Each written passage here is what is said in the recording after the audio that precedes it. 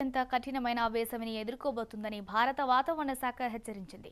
సాధారణంగా ఏప్రిల్ మధ్యలో కనిపించే ఎండల తీవ్రత ఈ ఏడాది మార్చి మొదటి వారం నుండే మొదలు కానుందని పేర్కొంది.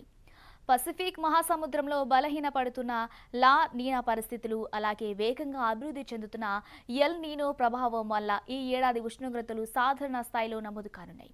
ఫిబ్రవరి చివరి నాటికే దేశంలోని అనేక ప్రాంతాల్లో ఉష్ణోగ్రతలు సాధారణం కంటే 3 నుంచి 5 డిగ్రీలు ఎక్కువగా ఉండటం ఈ ముప్పుకు సిగ్నల్ లాగా కనిపిస్తుంది. ఈ సమ్మర్ ముఖ్యంగా ఉత్తర, మధ్య భారతంలో నిప్పుల కొలిమిని తలపించనుంది. రాజస్థాన్, పంజాబ్, హర్యానా, మధ్యప్రదేశ్తో పాటు ఉత్తరప్రదేశ్ రాష్ట్రాల్లో మార్చి నెలలో ఉష్ణోగ్రతలు 40 సెంటీమీటర్ నుండి 42 సెంటీమీటర్ వరకు చేరే అవకాశం ఉంది. దీనివల్ల రబీ పంటల గింజ ముదిరే దశలోనే ఎండిపోయే ప్రమాదం ఉందని, ఇది దేశ ఆహార భద్రతపై ప్రభావం చూపుతుందని నిపుణులు ఆందోళన చెందుతున్నారు. గాలిలో తమ శాతం తగ్గి పొడి వాతావరణం ఏర్పడటం వల్ల వడగాల్పులు ఎక్కువ రోజుకు కొనసాగే అవకాశం ఉంది.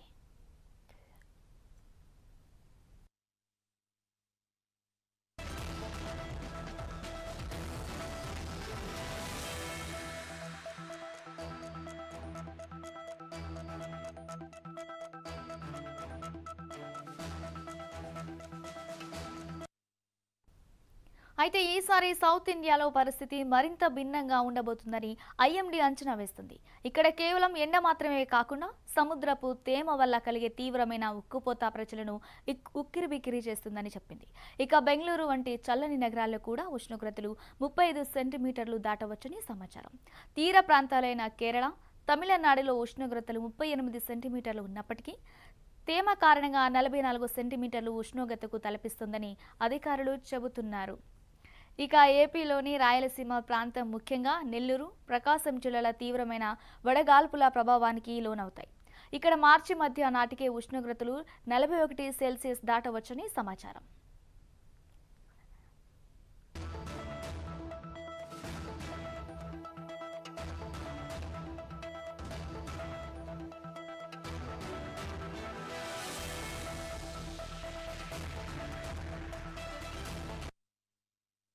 ఇక తెలంగాణ విషయానికి వస్తే మార్చి 2 నుండే బాణుడు ప్రతాపం చూపించనున్నాడని వాతావరణ శాఖ తెలిపింది.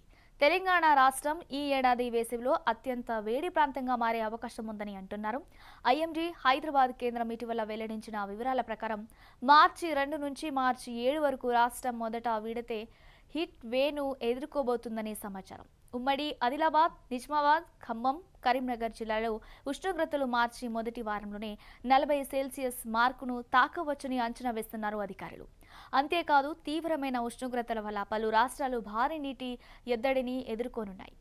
ఈ అసాధారణ వేడిని దృష్టిలో ఉంచుకొని కేంద్ర, రాష్ట్ర ప్రభుత్వాలు ఇప్పటికే హిట్ యాక్షన్ ప్లాన్ను అమలు చేస్తున్నాయి.